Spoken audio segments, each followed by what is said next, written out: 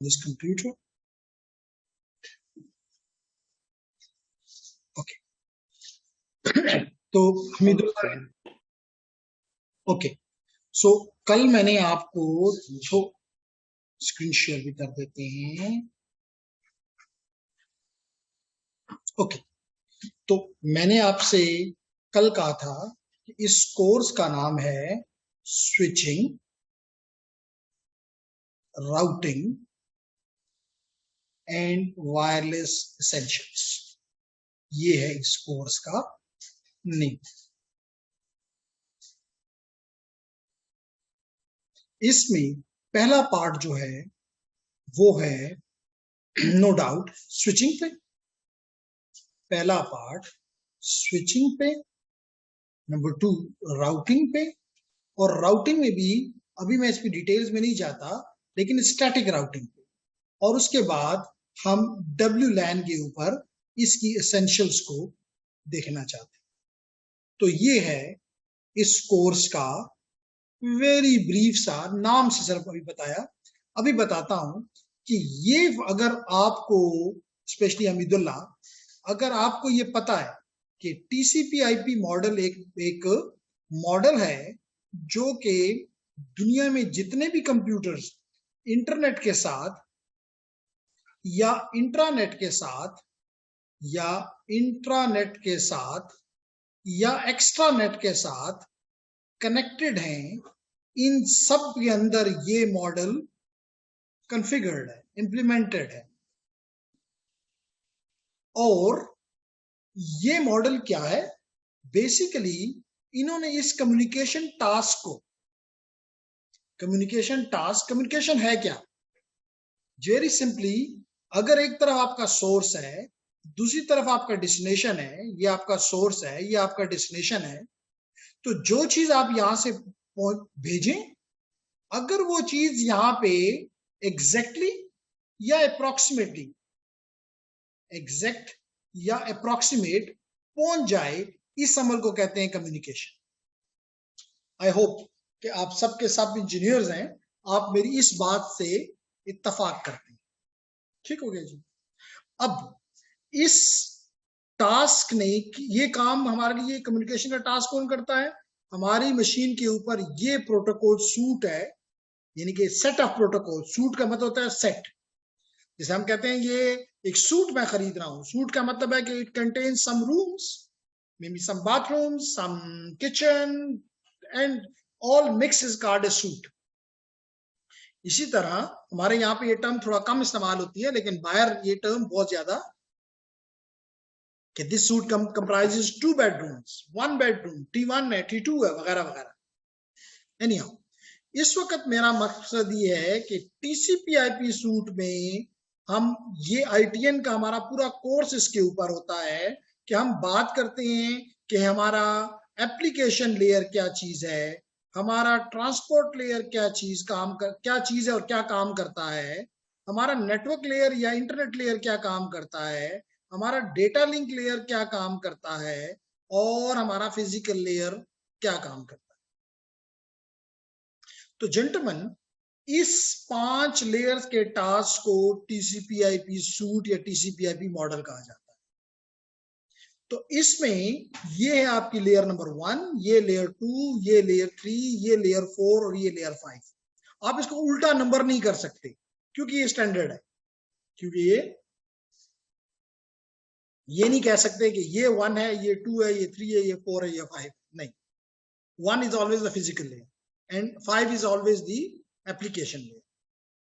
तो जेंटलमैन, ये आपका स्विचिंग का जो टास्क है, ये लेयर नंबर 2 पे आके रुकता है, लेयर नंबर 2 पे आता है। इसका मतलब ये हुआ कि हमारे इस कोर्स का बिस्मिल्लाह जो है वो लेयर 2 के साथ होगा। जैसे कि नाम से आपको जाहिर नजर आ रहा है, इसमें है स्विच। और याद रखें, इसमें जो ये वायरलेस एसेंशियल का पार्ट है, ये भी इसी लेयर के साथ ताल्लुक रखता है, ये भी इसी लेयर के साथ ताल्लुक रखता है, इसका ताल्लुक भी इसी लेयर से। फिर हमीदुल्लाह, कुछ पार्ट ये राउटिंग का बहुत ही बिस्मिल्लाह वाला, आगाज वाला है, तो ये राउटर 3 लेयर 3 का टास्क, लेकिन जस्ट जैसे मैंने एक्सप्लेन किया, ये सिर्फ स्टैटिक रूटिंग को डील करता है, डायनामिक को नहीं करता। इसका मतलब कि इसका असल जो राउटिंग का कोर्स है वो अगले कोर्स में, जिसको हम इंटरप्राइज नेटवर्किंग कहते हैं, वहां पे एक्सप्लेन होता है। तो बेसिकली ये कोर्स मोर और लेस लेयर 2 के ऊपर रिजाइड करता है। अब इसमें सबसे पहली क्या क्या चीजें आपको इस लेयर 2 में पढ़नी चाहिए या पढ़नी पड़ेंगी? नंबर 1, स्विचिंग कहते किसको हैं और स्विचिंग की कौन सी टाइप्स हैं, कौन सी टाइप्स हैं, ये चीज आपको एक्सप्लेन करनी है। स्विचिंग को पुराने जमाने में रिलेइंग भी कहते थे, रिले। आज भी अगर आप पावर के कोई स्टूडेंट हैं तो वहां पे रिले का टर्म इस्तेमाल होता है। स्पेशली आपके घरों में जो बिजली लगी होती है वहां पे अलग एक रिले लगा होता है। मिसाल के तौर पे आपने जनरेटर ऑन किया हुआ है, अब जब बिजली आ जाती है, वापडा आ गया है, आपका जनरेटर ऑफ हो जाता है, तो क्या होता है, पीछे रिले काम कर रहा होता है। Relay is a switch, relay is nothing but a switch. बाज केसेस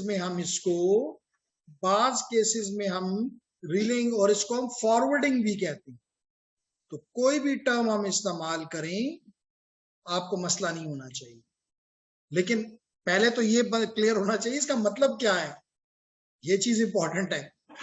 तो जेंटलमैन, कल मैंने आपको बताया था कि अगर ये आपका ईथरनेट स्विच है, जो कि हमें हमीदुल्लाह ने कहा था कि उसने अपनी लैब में देखा, और मैंने कल आपको फिजिकली यहां दिखाया भी था, और आप, क्योंकि आपने कहा कि आप जब भी आपका दिल चाहे, हमारी तरफ से कोई आप पे वो नहीं है कि आपने अगले दिन ही आना है, जब भी आपको मौका मिले हम आपको कुछ बेसिक कॉन्फ़िगरेशन इस स्विच की हम आपको ऑनलाइन भी करवा सकते हैं, लेकिन बेहतर है कि फिजिकली करवा दें, ताकि आपका एक स्टूडेंट में सबसे बड़ा एक चीज होती है, वो होता है खौफ। ये जो खौफ का बुत होता है, ये हमेशा उसका दुश्मन होता है। ये जो खौफ का बुत है, ये उसका हमेशा दुश्मन होता है। इसको तोड़ दिया जाए तो जिंदगी आसान हो जाती है। तो वो कब टूटता है, जब कि आप फिजिकली आप उस चीज के साथ अपना रिश्ता बना लेते हैं। तो हम यहां पर भी कोशिश करेंगे कि आपका रिश्ता इसके साथ बन जाए। ठीक, मैंने कि आप उसको फिजिकली देख लो, आप उसके ऊपर फिजिकली काम कर लो, फिर आपका बस खौफ खत्म हो जाएगा। अच्छा, ये चीज है, ये तो कोई बड़ी बात मसला नहीं है। तो जेंटलमैन, आपने कल देखा कि इसके ऊपर मुख्तलिफ पोर्ट्स हैं, जिसको आप आईओस भी कह सकते हो, input output ports, iOS, like this. जो कल हमने स्विच इस्तेमाल किया, उसका मॉडल नंबर था 2900 सीरीज का स्विच है, 2900 सीरीज का स्विच है। तो इसलिए आपको अपने रिज्यूमे में लिख लेना चाहिए, क्योंकि अगला आपका, जब सबसे पहले आप इंटरव्यूइंग ऑफिसर के सामने जाते हैं, या इवन अगर आप नहीं भी गए होते, तो सबसे पहला काम वो ये करता है कि आपके रिज्यूमे को पढ़ता है और उसके मुताबिक आपसे क्वेश्चंस करता है, और उसके मुताबिक आपको कॉल लेटर भेजता है या नहीं भेजता है। रिज्यूमे में देखता है, कहता नहीं जिसको तो कोई काम नहीं आता, जो मेरे का मकसद का है, कहता है डोंट सेंड।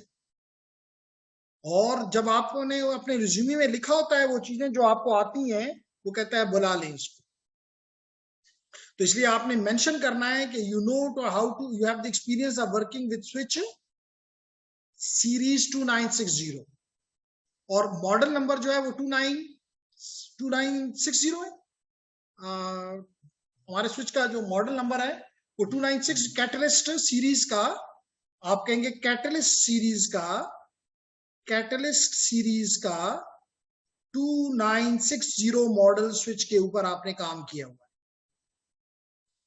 तो this thing should be in your resume. ठीक है, मजे की बात है कि जो हमीदुल्लाह को लाया वो खुद नहीं आ रहा, लेकिन हमीदुल्लाह आ रहा है, विच इज नाइस। ठीक है, तो जेंटलमैन, हम बात ही कर रहे हैं इलियास, हमीद, अब्बास और शुएब, कि ये हैं इसकी पोर्ट्स।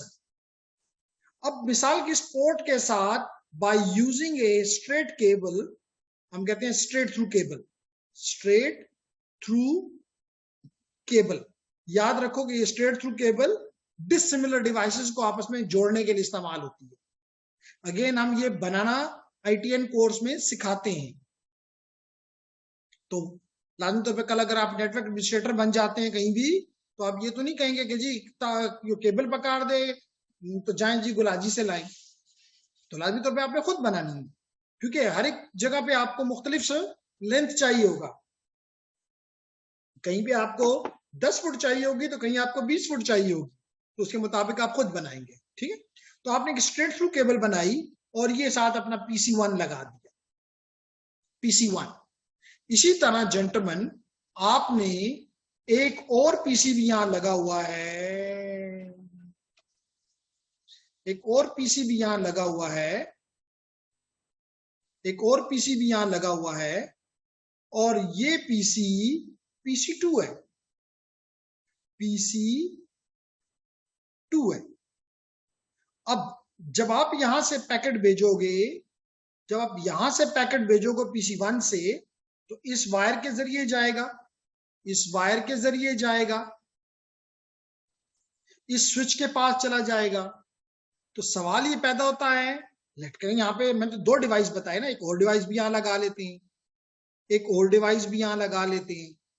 यहां पे PC3 लग गया, यहां पे PC4 लग गया। तो जब ये पैकेट यहां पे पहुंचा, मैं उसको अभी मैं पैकेट कह रहा हूं, लेकिन क्योंकि लेयर 2 है, तो लेयर 2 पे जब हो तो क्या चीज जा रही है स्विच के ऊपर? फ्रेम। Very nice. अब्बास ने हमें बताया कि फ्रेम जा रहा है, तो ये है फ्रेम, यहां पे आया। अब ये फ्रेम यहां क्यों नहीं गया, यहां क्यों नहीं गया, इधर क्यों गया? This decision is called relying और फॉरवर्डिंग और स्विचिंग। कोई बात समझ आ गई मेरी? What is switching? कि इस पोर्ट से आया और इस पोर्ट पे भेज दिया।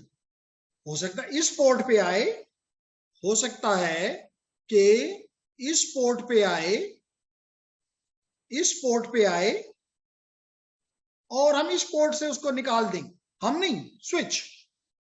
तो this is something what is being done here, we call it switching, relaying और forwarding.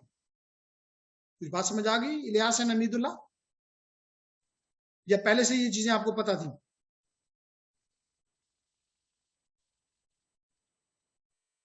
Hello everyone, does it make sense? Are you understanding? Can you listen me?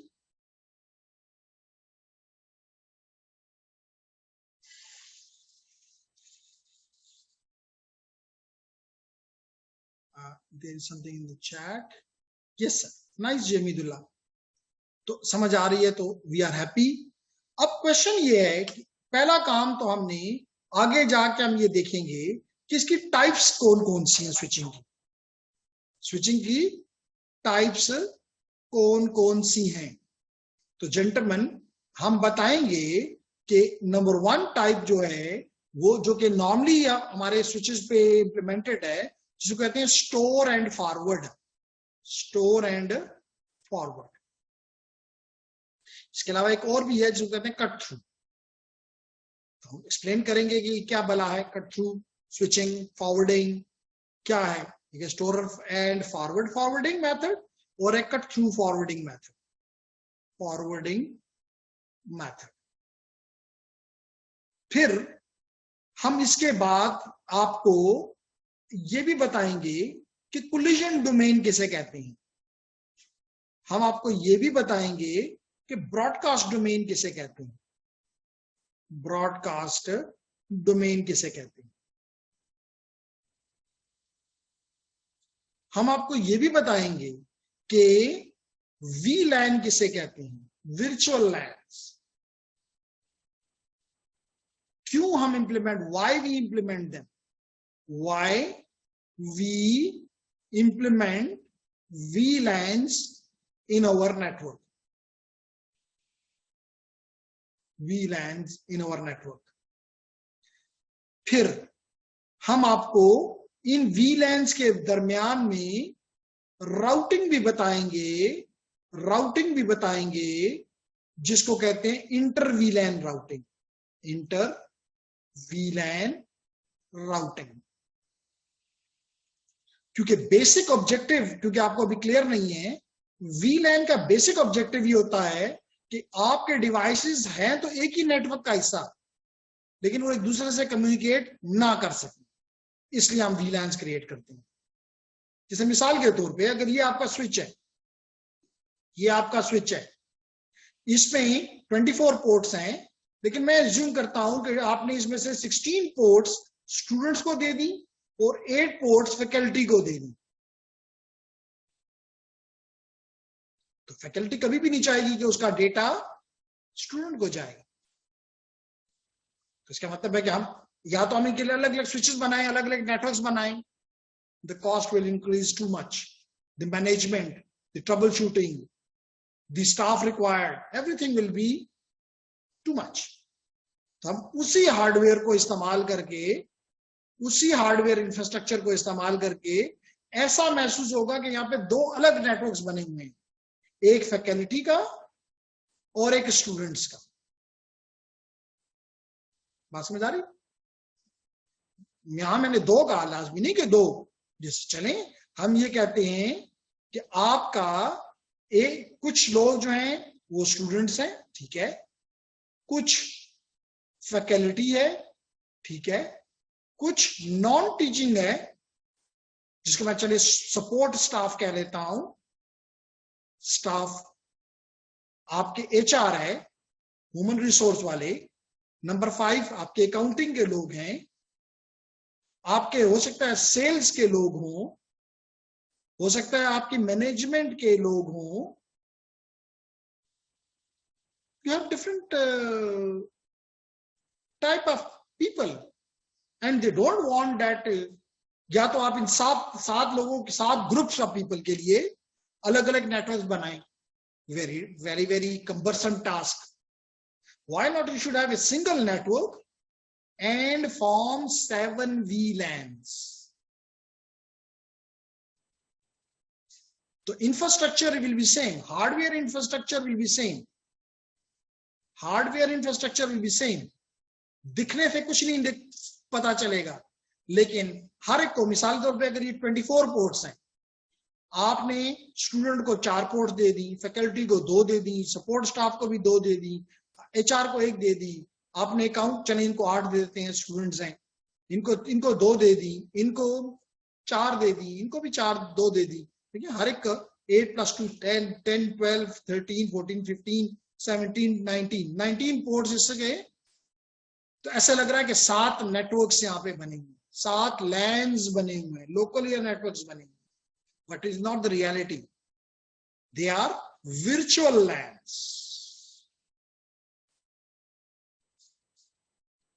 How interesting it is.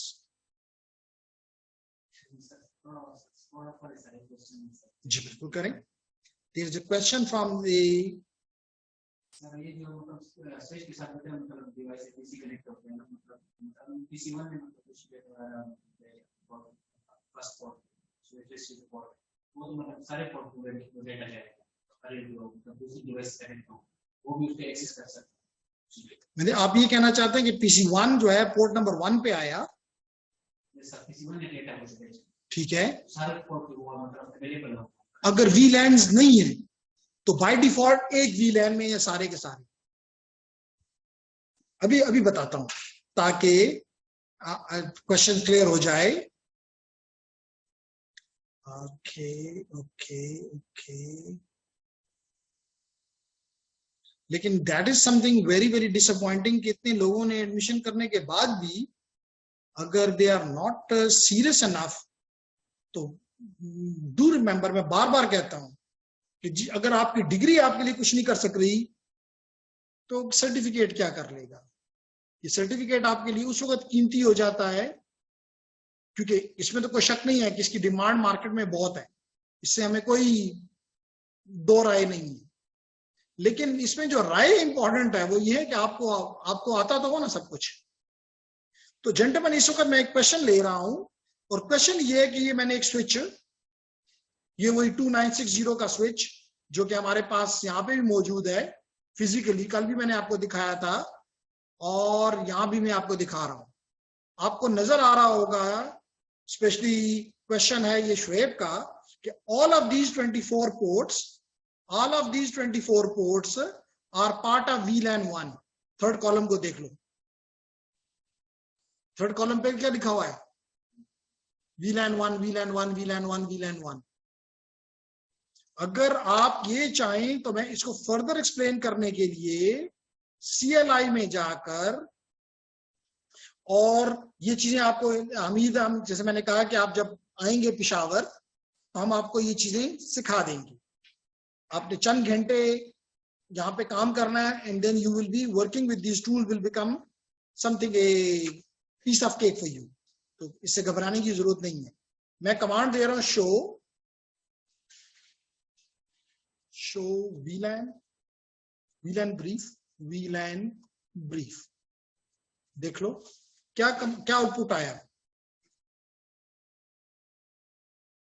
All these 24 ports plus the 2 gigabit ports are part of VLAN 1. That's the reason they can communicate with one another.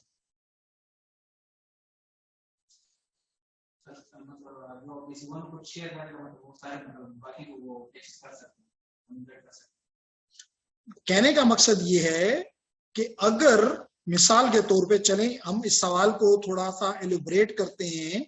ये मैंने यहाँ पे PC1 भी ले आया, PC2 भी ले आया, लैपटॉप 1 भी ले आया, लैपटॉप 2 भी ले आया। इनको मैं किसी भी उससे ज्वाइन कर देता हूं जी। इसको मैं आपस में ज्वाइन कर देता हूं विद स्ट्रेट केबल। ये है मेरी स्ट्रेट केबल, ये मैंने कनेक्ट कर दिया, ये इस पोर्ट पे आ गया। ये मैं दूसरे को लिया, इधर चला गया, इसकी पोर्ट के साथ कनेक्ट कर दिया। ये मैंने लैपटॉप लिया, इसको मैं आखिरी पोर्ट के साथ कर देता हूं ताकि आपको समझ आए। ये 24 पोर्ट पे कर दिया, और इसको मैंने 23 नंबर पोर्ट पे कर दिया। ठीक है। अब अगर मैं यहां से बैठ के इसको पिंग करता हूं तो मैं कर सकता हूं। यस, यही काम तो हमने ITN में सीखा है। इसी तरह अगर मैं इससे बैठ के इसको करना चाहता हूं फिर भी कर सकता हूं। कब होगा कि मैं इनको आईपीस दे दूं, तो दे देता हूं। आईपीस देना कौन सा मुश्किल काम है। तो ये देखें, मैंने इसको क्लिक किया, मैं डेस्कटॉप पे गया, आईपी कॉन्फ़िगरेशन में इसको मैंने आईपी एड्रेस दे दिया 192.168.1.1 विद सबनेट मास्क ऑफ 255.255.255.0। अगर ये बातें आपको समझ आती हैं हमीदुल्लाह, तो इट्स वेरी वेरी गुड, क्योंकि मुझे मंसूर ने बताया कि you have the knowledge of all of these IP addresses, subnet masking, gateway, DNS, blah blah. और अगर नहीं है तो we will be offering the course on ITN, then probably you have to take that as well. ठीक है। तो ये हो गया 1.1। इसको दे देता हूं 1.2। ये मैं गया इसके डेस्कटॉप पे IP कॉन्फ़िगरेशन में, और यहां मैं इसको देता हूं 192.168.1.2। ये देख लें जी, ये भी गया, ओके हो गया। Sir, I have understand, but I have not knowledge about software. अच्छा, पैकेट ट्रेसर नहीं पता तो वो आपको समझ आ जाएगी, नॉट एन इशू जी। थ्योरी आती हो, इम्प्लीमेंटेशन करवाना, दैट इज आवर जॉब जी, नॉट एन इशू। तो आपको मैंने इसको देखें, आईपी एड्रेस मैंने 1.2 दे दिया। इसी तरह इसको मैं 1.3 दे देता हूं, desktop 1.3 192.168.1.3 with a subnet mask of this। ठीक है। और इसको भी दे देते हैं डेस्कटॉप कॉन्फ़िगरेशन 1.10 दे देते हैं, चलें 192.168.1.10। ये मैंने कर दिया जी, सबको आईपीज मिल गए। अब मैं PC0 पे जाता हूं, PC0 पे जाता हूं, इसके मैं कमांड प्रॉम्प्ट पे जाता हूं। जैसे यहां पे हम लिखते हैं CMD और इंटर करते हैं तो ये कमांड प्रॉम्प्ट ओपन हो गई। उसी तरह इस टूल के ऊपर भी मैंने CMD ओपन कर लिया, जिसको कहते हैं कमांड प्रॉम्प्ट। अब मैं क्या करता हूं, पिंग करता हूं अपने आप को 192.168.1.1। अगर जवाब आ गया, जो कि कह रहा आ रहा है, रिप्लाई आ रहा है 1.1 से, इसने कहता है 4 पैकेट मैंने भेजे हैं, 4 के 4 रिसीव हो गए, यानी 4 गए और उनका जवाब आ गया। इसका ये मतलब है हमीदुल्लाह। अगर ये मतलब है तो इसका मतलब ये है कि मैंने पोर्ट नंबर 1 पे भेजा और पोर्ट नंबर 1 से ही मुझे जवाब आ गया, मुझे जवाब आ गया। बेहतर सवाल ये होगा, although कि ये बाहर गया ही नहीं क्योंकि 1.1 में खुद था, तो मुझे नेटवर्क लेयर तक आया और नेटवर्क लेयर ने ही वापस जवाब दे दिया। लेकिन अगर 1.2 पे आता है, ये ज्यादा इंपॉर्टेंट मजेदार सवाल होगा, ये मैं 1.2 को पिंग करता हूं। ये है जी 1.2, देखो जवाब आ रहा है। इसका मतलब ये है कि ये पैकेट यहां से गया, यहां पे 1.1 से इस पे पहुंचा और फिर 1.2 से निकल के इसकी तरफ गया और फिर और किसी की तरफ नहीं गया, सिर्फ 1.2 की तरफ गया। 1.2 ने जब जवाब दिया, रिप्लाई दिया, देखिए रिप्लाई फ्रॉम 1.2, 1.2 ने जवाब दिया तो इसकी पोर्ट नंबर 2 पे आया और इसके पोर्ट नंबर 1 के ऊपर ये पहुंच गया। जब यहां पहुंचा तो हमें कहा कि जी इट रिसीव्ड, इट इज, बात समझ आ गई। इसी तरह अगर मैं 1.3 को करता हूं, आप देखें 1.3 को करता हूं तो अब क्या हुआ, फिर भी जवाब आ रहा है। इसका मतलब सवाल गया इसकी तरफ, 3rd नंबर पोर्ट से, जो भी ये 23 नंबर पोर्ट है जिसके ऊपर ये लैपटॉप लगा हुआ है, ये लैपटॉप की तरफ गया और जवाब वापस आपके इसी स्विच के ऊपर आया और पोर्ट नंबर 1 से इसके पास ये वापस पहुंच गया। और अगर आप मेरी इस बात को ज्यादा बेहतर तरीके से सीखना चाहते हैं तो एक तरीका यहाँ पे है कि मैं सिमुलेशन, रियल टाइम की बजाय सिमुलेशन में दिखाऊं। अब देखो, मैं यहां से एक पैकेट लेता हूं, सोर्स बताता हूं और डेस्टिनेशन बताता हूं, देखते जाओ क्या हुआ। इन प्रोग्रेस है, इसको मैं छोटा कर देता हूं, इन प्रोग्रेस है PC0 और PC1 के दरमियान। नेक्स्ट है,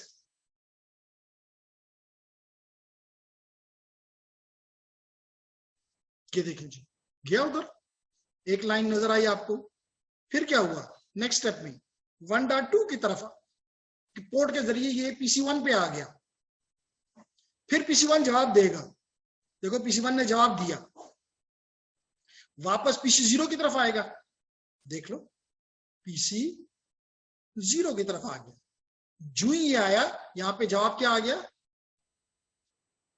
सक्सेसफुल। पहले क्या था, प्रोग्रेस।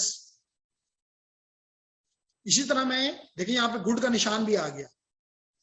अब मैं एक और, इसको मैं क्लियर कर देता हूं, डिलीट कर देता हूं, दोबारा एक और पैकेट लेता हूं, या ये सोर्स, ये डेस्टिनेशन, कोई भी ले लें।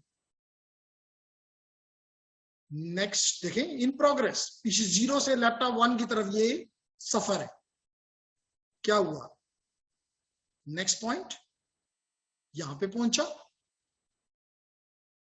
देन अब ये क्यों तीनों की तरफ गया, ये आप लोग समझते हो, क्योंकि इसके मैक टेबल में एंट्री नहीं थी।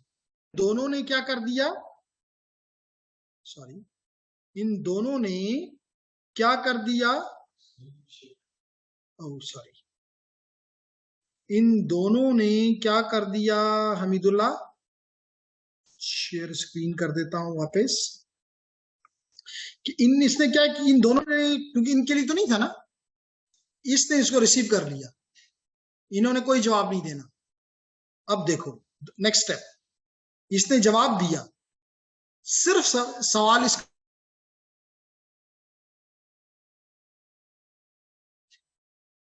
तो अब देखिए मैं नेक्स्ट स्टेप करता हूं, अभी इन प्रोग्रेस है, नेक्स्ट स्टेप करता हूं, देखिए सिर्फ इसकी तरफ आ गया, that is called forwarding, that is called forwarding. Forwarding समझ आ गई।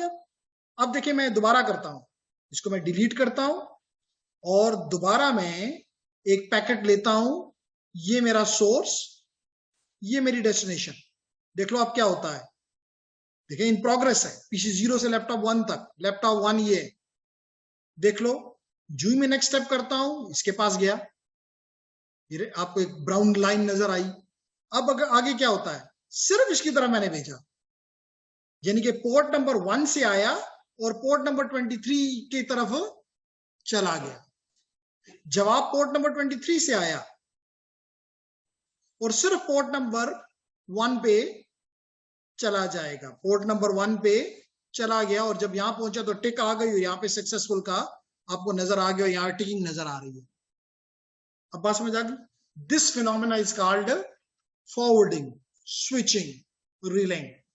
रिलेइंग का टर्म अब नहीं इस्तेमाल होता, स्विचिंग फॉरवर्डिंग को नो प्रॉब्लम। क्या ख्याल है? बात मेरी प्रैक्टिकली मतलब क्लास में और यहाँ पे फर्क ये है कि जब हम क्लास में आपको समझाया जाता है तो थ्योरी के जरिए ये इन्फोर्स किया जाता है कि आप समझो, और आपने भी कहा होता है कि सवाल न प्रीवियस जी नहीं समझेंगे, लेकिन जब आप प्रैक्टिकली चीजों को देख लेते हो तो देन, और फिर टूल्स की मदद से देख लेते हो, लर्निंग टूल्स की मदद से, तो then things become more interesting and easy to understand. क्या ख्याल है Hamidullah and Ilyas? Was there any something in the chat? Hamidullah is saying yes sir. Okay, nice. तो आपको समझ आ गई तो इट इज वंडरफुल कि चीजें समझ आ रही हैं। तो इसको कहते हैं स्विचिंग। कि आपने क्या किया? आपने ये किया जेंटलमैन कि ये था आपका डॉक्यूमेंट, शायद यही था जी, बिल्कुल यही था। आपका ये स्विच है, ये आपका स्विच है, ये आपका स्विच है जी, ये आपका स्विच है, ये आपका स्विच है, और इस स्विच के ऊपर मल्टीपल पोर्ट्स हैं, मल्टीपल पोर्ट्स हैं। ये नंबर 1, ये नंबर 2, ये नंबर 24।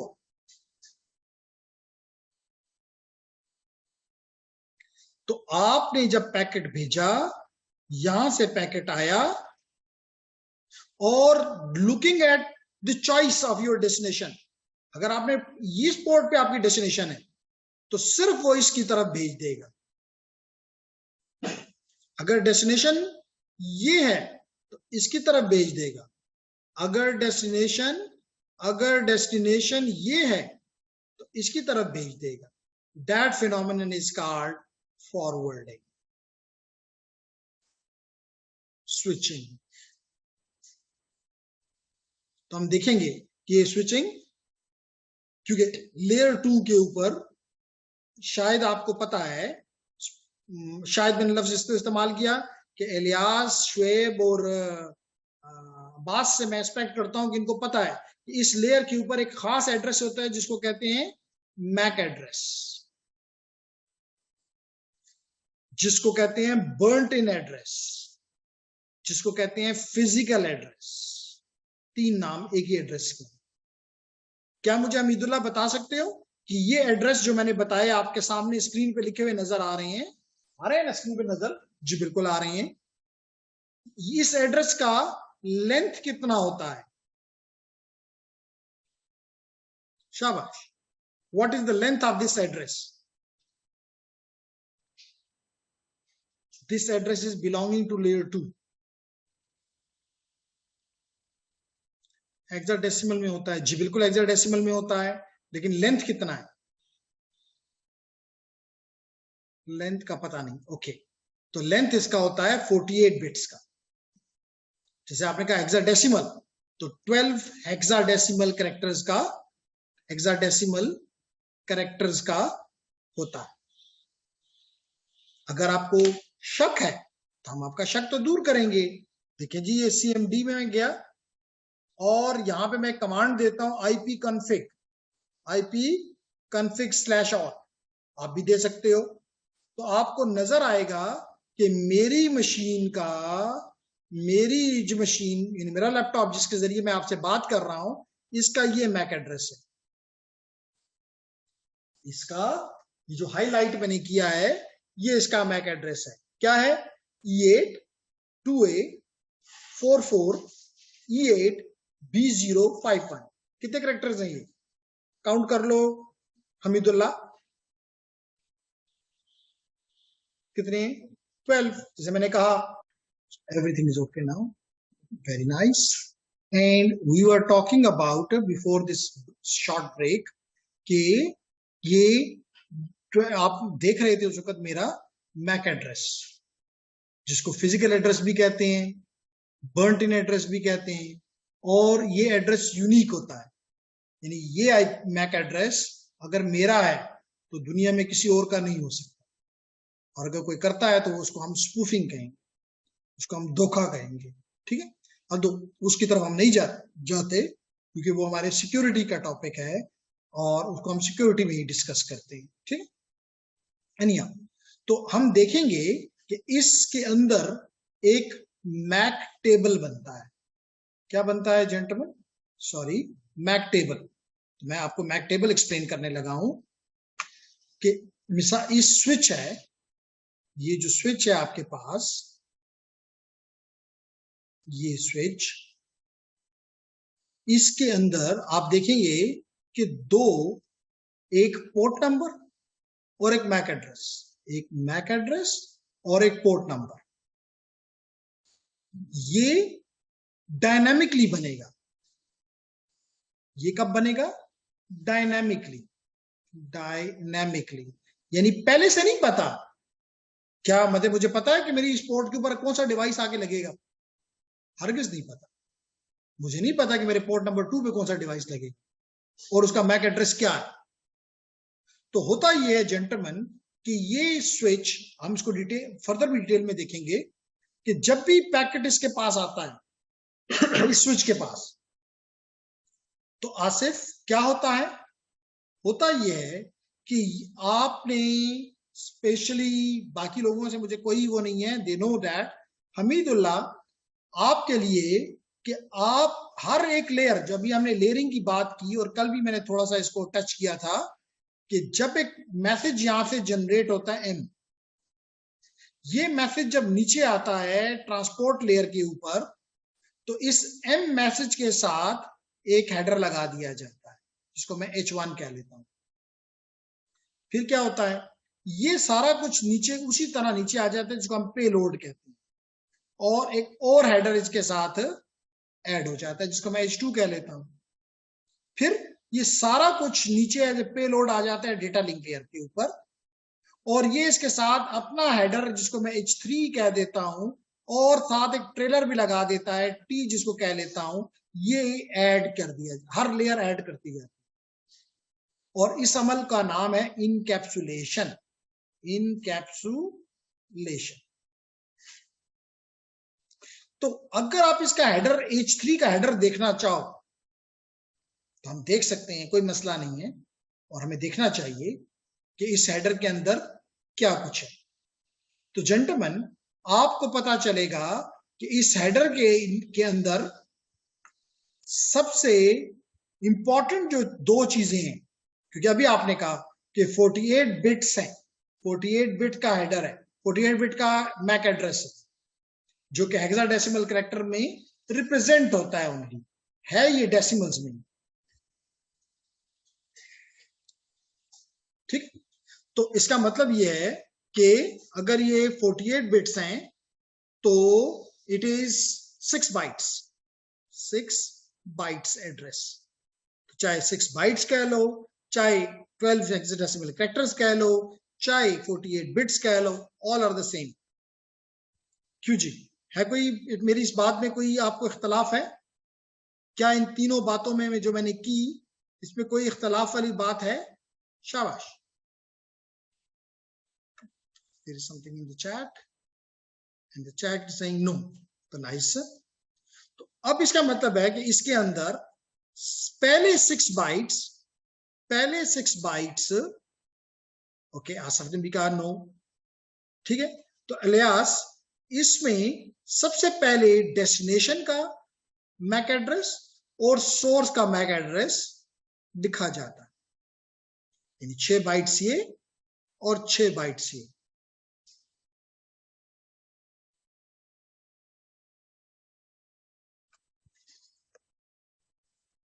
छह बाइट्स ये और 6 बाइट्स ये, ओके।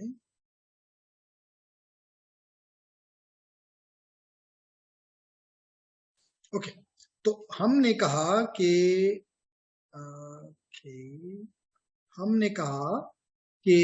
इसको हम बंद कर देते हैं फॉर टाइम बिंग। हम ये चीज से सीखने की कोशिश कर रहे हैं कि जब ये पैकेट इसके पास आया, पैकेट नहीं फ्रेम, अभी हमें यहाँ पे हमारे अब्बास ने बताया कि इसको पैकेट ना कहीं, इसको फ्रेम कहीं।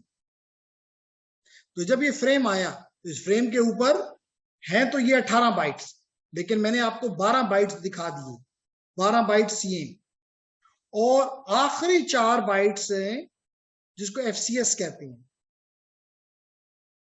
Frame check sequence. क्या कहते हैं? फ्रेम चेक सीक्वेंस,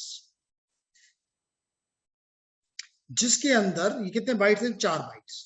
तो टोटल कितने हो गए? 60। बस 2 बाइट दरम्यान में रह गए, वो बाद में बता दूंगा।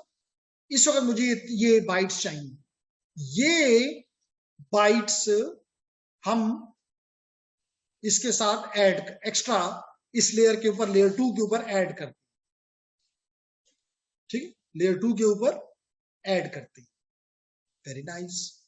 अब होता क्या है, जब ये पैकेट इसके पास, ये फ्रेम इसके पास पहुंचा, इसके अंदर ये इस तरह का एक टेबल होता है जो कि इनिशियली वेकेंट होता है, एम्प्टी होता है, क्योंकि रैम में है ना। तो रैम तो आपको पता है कि वोलेटाइल मेमोरी है, वोलाटाइल मेमोरी है, इसमें कुछ भी नहीं है, खाली है बस इस तरह। अब जब पहला पैकेट आया, इसने देखा कि किस पोर्ट पे आया है, पोर्ट नंबर 1 पे आया है। ये इसका सोर्स मैक रीड कर लेता है, सोर्स मैक रीड कर लेता है। लेट करें कि इसका मैक एड्रेस जो है M1 है, तो ये आपको पता है कि ये इसका स्ट्रक्चर है, लेकिन मैंने जस्ट आसान बनाने के लिए लिख दिया M1। अब देखिए इसके पास ये एंट्री आ गई, लेकिन इसके पास डेस्टिनेशन की कोई एंट्री नहीं है। अब इसने डेस्टिनेशन का मैक एड्रेस देखा, उसकी कोई एंट्री इसके पास नहीं है। तो ये तमाम जितने भी अभी आपने देखा भी था कि तमाम की तरफ ये पैकेट चला गया था, यूं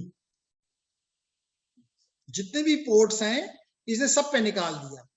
इसको कहते हैं फ्लडिंग, इसको कहते हैं फ्लडिंग, बल्कि इसको कहते हैं अननोन यूनिकास्ट फ्लडिंग।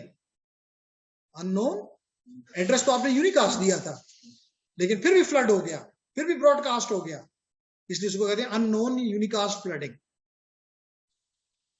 लेकिन जब ये डिवाइस लाजमी तौर पे, बाकी सब मिसाल के तौर पे इसका डेस्टिनेशन ये था, इसका डेस्टिनेशन ये था, तो क्या हुआ, बाकी सब इसको इग्नोर कर देंगे क्योंकि ये डेस्टिनेशन नहीं थी उनकी, ये क्रॉस लगा दिए। जब ये जवाब देगा तो अपना फ्रेम भेजेगा, तो ये दोबारा देखेगा कि मेरे पोर्ट नंबर 2 पे ये चीज आई है, और लाजमी तौर पे इसमें भी इसका सोर्स एड्रेस लिखा होगा, सोर्स मैक एड्रेस। ये यहां से इसको रीड करके M2 अपने पास नोट कर लेगा और देखेगा कि इसका डेस्टिनेशन क्या है। इस फ्रेम का पता चला इसकी डेस्टिनेशन ये है M1, इसकी डेस्टिनेशन क्या है M1। देखिए इसके बाद एंट्री मौजूद है, ये मेरे पोर्ट नंबर 1 पे है, ये सिर्फ पोर्ट नंबर 1 पे आप भेजेगा, कभी भी फ्लड नहीं करेगा। बात समझ आ रही है Hameedullah, Ilyas, Asif, Shoaib? Yes, sir. Anyone who is not understanding? Clear? Okay. इसी तरह लेट करें कि 1 ने पैकेट भेजा 23 को, उसने डेस्टिनेशन का ये एड्रेस लिखा 23 M23, लेकिन इसके पास एंट्री नहीं है, ये फिर सबको फ्लड कर देगा। इनिशियली ये फ्लडिंग होती रहेगी, इनिशियली सिर्फ, वक्त के साथ साथ ये टेबल कंप्लीट हो जाएगा कि इसकी पोर्ट नंबर, अगर हो सकता है कुछ पोर्ट भी खाली हो, उसकी एंट्री तो नहीं हो सकती। फिर अगर आपके पास 24 पोर्ट का स्विच है तो कहीं आपके पास पाबंदी तो नहीं है कि आप सारी की सारी पोर्ट इस्तेमाल करोगे तो नेट ये स्विच काम करेगा, अदरवाइज नहीं। हो सकता है आपने 24 में से सिर्फ 16 पोर्ट्स के ऊपर आपके डिवाइसेस लगे हुए हैं और 8 पोर्ट खाली हैं, तो 8 पोर्ट की एंट्री यहाँ नहीं आएगी, कभी भी नहीं आएगी। मिसाल के तौर पे जैसे मैंने भी कहा कि अगर 1 ने अब 23 को पैकेट भेजा, तो ये अगेन इसके हेडर के अंदर ये एंट्री आएगी कि डेस्टिनेशन मेरी 23 है और मैं क्या हूं, मैं 1 हूं, मैं 1 हूं। किसने देखा कि डेस्टिनेशन तो मेरे पास नहीं है 23, ये सबको भेज देगा। ये इसका जवाब देने का जवाब देगा और बाकी नहीं जवाब देंगे। जब ये जवाब देगा, ये जवाब आ गया जी, ये पोर्ट फिर स्विच चेक करेगा कहां से आया जी, पोर्ट नंबर 23 से आया, सोर्स एड्रेस ये अपने पास लिख लेगा कि M23 जो है वो मेरी पोर्ट नंबर 23 के साथ कनेक्टेड है। तो देखिए टाइम के साथ साथ ये टेबल क्या हो रहा है, इसको कहते हैं मैक टेबल। इसको क्या कहते हैं, मैक टेबल।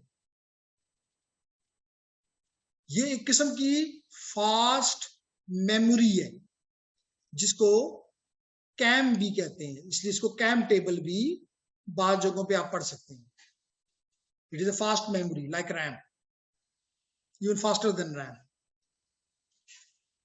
तो ये जब टेबल कंप्लीट हो जाता है, अब मिसाल के तौर पे चलिए हम ये ज्यूम करते हैं कि हमारा स्विच है और इस स्विच के 3 डिवाइसेस लगे हुए हैं सिर्फ, और तीनों की एंट्री इस रैम टेबल में, इस कैम टेबल में, इस मैक टेबल में मौजूद है। ये जी देखें, एक तरफ मैक एड्रेस और दूसरी तरफ पोर्ट नंबर। तो क्या हुआ, हमें पता है कि पोर्ट नंबर 1 है, पोर्ट नंबर 2 है, पोर्ट नंबर 3 है। तो इसमें एंट्रीज हैं कि भाई पोर्ट नंबर 1 पे, पोर्ट नंबर 2 पे, पोर्ट नंबर 3 पे, यहाँ पे मेरा जो डिवाइस कनेक्टेड है उसका एड्रेस ये है, दूसरे का M2 है, तीसरे का M10 है फॉर एग्जाम्पल। तो अब जब भी कोई फ्रेम इसके पास आएगा, जब भी कोई फ्रेम इसके पास आएगा, ये फ्रेम आया, ये चेक करेगा इस टेबल को कि डेस्टिनेशन क्या है। देखिए डेस्टिनेशन मैक तो आपने दिया, लिखा हुआ है किसमें, हेडर में। किसमें, हेडर में। तो हेडर पे रीड करने से पता चला कि डेस्टिनेशन इसकी, मिसाल के तौर पे इसकी मैक 10 है। मैक 10 कहां लगा हुआ है, ये मैक 10 है, ये मैक 10, ये मैक 2, ये मैक 1।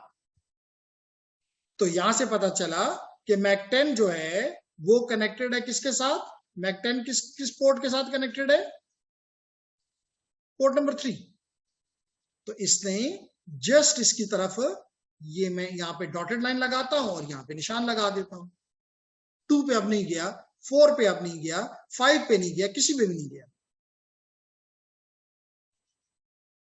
इसी तरह मिसाल के तौर पे 2 ने 1 को भेजा, तो अगर 2 ने 1 को भेजा तो डेस्टिनेशन क्या हो जाएगी, destination will become M1, source will become M2।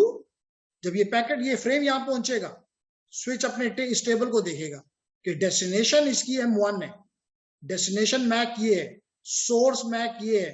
ये देखा कि डेस्टिनेशन कौन सी है, भाई डेस्टिनेशन तो इसकी सबसे पहले ये चेक करेगा सोर्स, क्या सोर्स की एंट्री मेरे पास है, हाँ है। इस अमल को कहते हैं लर्निंग। इस अमल को क्या कहते हैं, लर्निंग। इसलिए दुनिया में भी वो शख्स कामयाब होता है जो हमेशा लर्न करता रहता है। तो इसने लर्न किया, अगर इसके पास है तो गुड, उसको ये उसके टाइम को एक्सटेंड कर देगा, क्योंकि हमेशा के लिए एंट्री नहीं की गई, क्योंकि कोई ऐसी गारंटी नहीं है कि अगर एक डिवाइस यहाँ पे लगी रही तो सारी जिंदगी ये डिवाइस लगी रहेगी, हरगिज नहीं। हो सकता है आप एक RJ45 केबल है ना, एक स्ट्रेट केबल है, आप हटा के दूसरी लगा देते हैं, तो फिर तो ये गलत एंट्री हो गई टेबल में। तो ये हमेशा के लिए नहीं है। नॉर्मली जो आपके ईथरनेट है तो स्विचेस ये 5 मिनट के लिए एंट्री रखते हैं। अगर 5 मिनट में कोई और आ जाता है, दोबारा पैकेट आ जाता है उधर से, हम उसके टाइम को और 5 मिनट के लिए एक्सटेंड कर दें, हम उसके टाइम को और एक्सटेंड कर दें। अदरवाइज अगर 5 मिनट तक उसका कोई नहीं आता, हम उसकी एंट्री को डिलीट कर देंगे, खाली कर देंगे।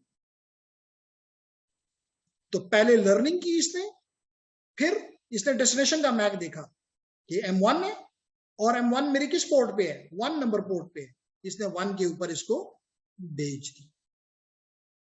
तो पहले लर्निंग और फिर फॉरवर्डिंग। जी Asif, Hamidullah, Ilyas, does it make sense? क्या बात मेरी समझ आ रही है? Yes sir. Shabash. Anyone else? What is your response? So the response is yes. Nice. तो मैं अब थोड़ा सा इसकी तरफ आता हूं कि इस चैप्टर में हमारे जिसका स्विचिंग कॉन्सेप्ट नाम है, और स्पेशली हमीदुल्ला आपको नेटअकैड के ऊपर जाना आता है? आप अपनी स्क्रीन पे लिखेंगे, सॉरी अपने ब्राउजर में लिखेंगे, क्या लिखेंगे? netacad.com, netacad.com। जब आप इसको प्रेस कर देंगे, इंटर कर देंगे, प्रॉब्ली ही हैज लेफ्ट।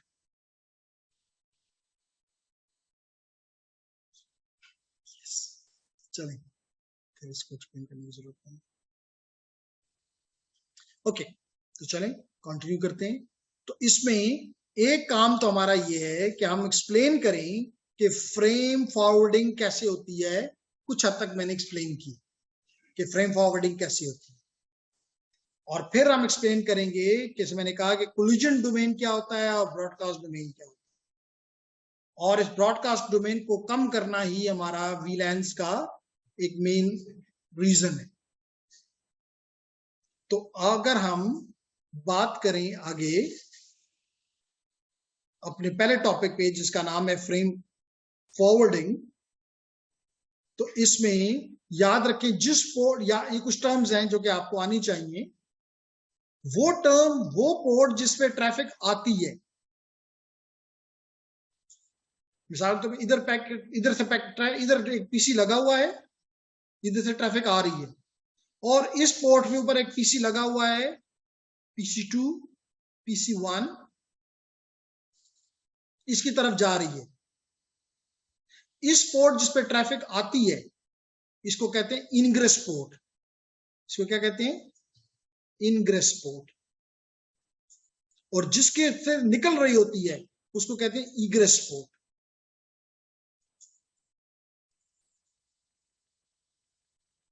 वो ट्रैफिक, वो पोर्ट जिस पे ट्रैफिक इंटर हो रही होती है इंटरफेस पे, उस पोर्ट को हम कहते हैं इनग्रेस पोर्ट, और उस ट्रैफिक को भी हम कहते हैं इनग्रेस ट्रैफिक। और जिससे एग्जिट कर रही होती है उसको कहते हैं egress port. So a switch forwards based upon the ingress interface and the destination MAC address, कि मेरे इस पोर्ट से आया है और मेरे डेस्टिनेशन का मैक एड्रेस क्या है। अभी मैंने बताया कि आप डेस्टिनेशन का मैक एड्रेस चेक करते हो कहां से? हेडर से, लेयर 2 के हेडर से। और मिसाल से यहां पे अगर मिसाल के तौर पे आप देखें तो 6 पोर्ट्स हैं और 6 की मैक एड्रेस की एंट्रीज के पास हैं। इसका मतलब इसका MAC address table already assume किया गया है कि पॉपुलेटेड है, भरा हुआ है। जबकि मैं बताता चलूं कि इनिशियली हमेशा ये खाली होता है, क्योंकि एक वोलेटाइल मेमोरी में बना हुआ है। ये एक वोलेटाइल मेमोरी में बना हुआ है। समझ आ गए? ओके, तो अगर ये वोलेटाइल मेमोरी में बना हुआ है तो ये खाली होगा। और ये किस तरह इसको पॉपुलेट करेगा? मैंने बताया, it do it by using the learning process. इसलिए हम कहते हैं कि स्विच जो है वो इंटेलिजेंट है, वो एक इंटेलिजेंट डिवाइस है। इसके मुकाबले में एक और डिवाइस है जो इसी तरह का काम कुछ हद तक कर सकती है, जिसको कहते हैं हब। क्योंकि ये लर्न नहीं करती तो कहते हैं ये डंप डिवाइस है। ये हमेशा बस ब्रॉडकास्ट का हिस्सा, ब्रॉडकास्ट का सहारा लेती है कि भाई अगर यहां से आया सबको दे दो, जिसका आया वो ले लेगा, इसका नहीं है छोड़ देगा। हमेशा जब तक बस बिजली ऑन है ये इसी तरह कुछ लर्न नहीं करती। तो ये है हब की कैरेक्टरिस्टिक। इसलिए आज के नेटवर्क में आपको हब कहीं भी दिखाई नहीं देगी, क्योंकि हर एक ने भेजना है। अगर ये 24 है बाकी पोर्ट्स, तो 23 बाकियों की तरफ जाएगा, हर एक फ्रेम के लिए यही रिपीट होगा, तो एक्स्ट्रा ट्रैफिक है। दूसरा आपकी सिक्योरिटी भी रिस्क पर चली गई कि आप तो ट्रैफिक भेज रहे थे मिसाल तो PC2 को, लेकिन वो तो इन सबको भी मिल रहा है, वो तो इन सबको भी मिल रहा है, ठीक है। तो switch uses the MAC address table to make the forwarding, और मैक एड्रेस टेबल कैसे बनता है मैंने बताया, थ्रू लर्निंग। और जब लर्न करके टेबल बन जाता है तो that table is use for forwarding decisions.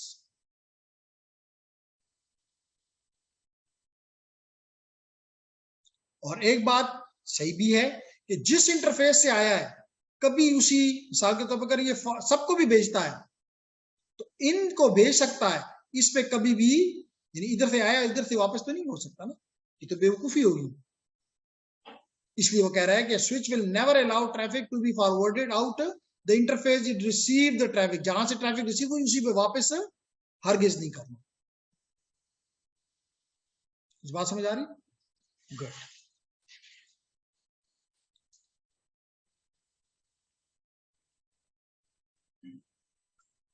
Yes sir. Okay nice. अब हम मैंने पहले भी एक्सप्लेन किया कि मैक एड्रेस टेबल क्या चीज है। तो मैंने कहा आपके आपके कैम के अंदर, जिसको कहते हैं content address memory, which is like a RAM, content addressable memory, ये लिखा हुआ जी। तो इस कैम टेबल के अंदर इस तरह का एक टेबल बनता है जो मैं बार बार बता रहा हूं, जिसमें एक तरफ पोर्ट नंबर और दूसरी तरफ मैक एड्रेस।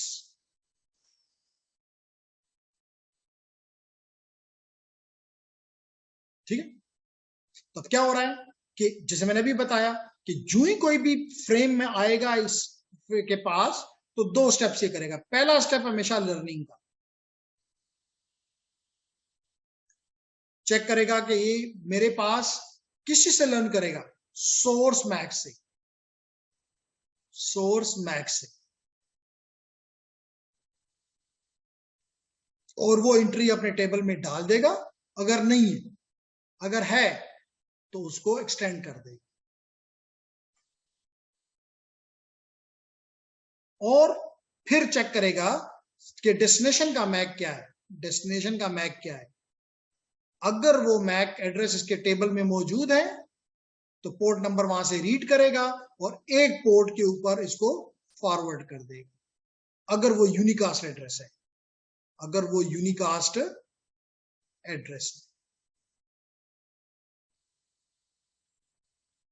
वो ब्रॉडकास्ट एड्रेस है या वो मल्टीकास्ट है, फिर तो लाजमी तौर पर सबको देगा। तो अगर वो यूनिकास्ट एड्रेस है तो एक, और अगर नहीं है तो फिर ये उसको अननोन यूनिकास्ट फॉरवर्डिंग कर देगा, फ्लडिंग कर देगा।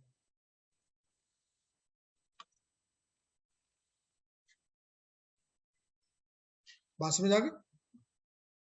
सो हमने यहां ये देखा, switch will use the destination MAC address. Destination का मैक एड्रेस किस लिए इस्तेमाल करेगा? फॉरवर्डिंग के लिए। तो ये वो कह रहा है, switch will use the destination MAC address to determine the egress interface. ये ईग्रेस इंटरफेस यहां से पड़ेगा। मैंने बता दिया कि इंग्रेस किसे कहते हैं और ईग्रेस किसे कहते हैं। फिर before the switch can make this decision, it must learn the interface the destination is located.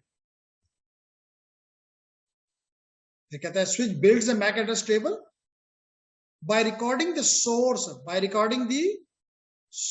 MAC address into its table along with the port it has received. जिस पोर्ट पे अगर ये स्विच है, इस पोर्ट पे receive हुआ, ये source Mac हो गया, ये 2 वैल्यूज अपने टेबल में डाल दें कि जी port number 1 MAC is SMAC1 for example. बात समझ आ रही? ओके, बस चलिए ठीक है, तो स्टेप मैंने पहले बताया। पहला स्टेप क्या होता है? लर्निंग का, और पहला स्टेप होता है लर्निंग का, दूसरा स्टेप होता है फॉरवर्डिंग का। चलें, दिस स्लाइड नंबर 15। यहीं से मैं कल, आज मैंने ज्यादातर इंट्रोडक्टरी बातें की और कल हम इस स्लाइड को लेकर आगे चले। If you have any question, Ilyas, Asif, so please come on. Do you have any question, gentlemen? No. The online people? No sir. Okay, so see you inshallah. कल फ्राइडे है, अपने दोस्तों तक ये मैसेज पहुंचा भी दें कि अगर पैसे देने से और सर्टिफिकेट लेने से फायदा नहीं होगा, यू मस्ट लर्न। देखो, स्विच भी इंटेलिजेंट उस वक्त कहलाता है कि वो लर्न करता है। इंसान भी जब तक लर्न करता है तो इंटेलिजेंट कहलाएगा, कामयाब कहलाएगा। और जिस दिन उसने ये सोच लिया कि मुझे लर्न करने की जरूरत नहीं है, और समझे कि उसकी डिग्रेडेशन स्टार्ट हो गई। तो that is the reason I will request all of you, I will advise all of you कि अपने दोस्तों तक भी ये मैसेज पहुंचाएं कि क्लास कम से कम मिस ना करें। ठीक है, thank you very much gentleman, see you इंशाल्लाह टुमारो। टिल देन, अल्लाह हाफिज।